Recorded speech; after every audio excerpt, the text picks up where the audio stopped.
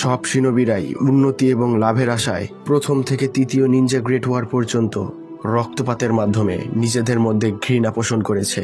যে ঘৃণার উদ্দেশ্য ছিল শক্তি অর্জন, সেই ঘৃণাই আমাকে জন্ম দিয়েছে।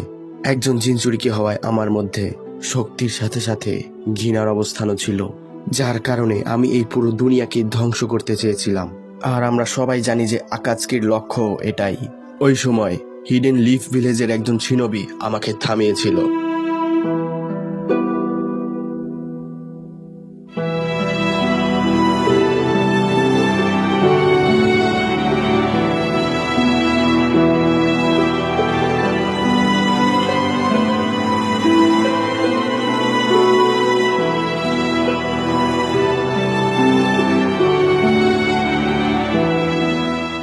ও আমার জন্য কেঁদেছে। আমি ওর শত্রু ছিলাম, তারপরও ও আমার জন্য কেঁদেছে। আমি আঘাত করার পরও আমার দিকে বন্ধুত্বের হাত বাড়িয়েছে। ও আমাকে বাঁচিয়েছে।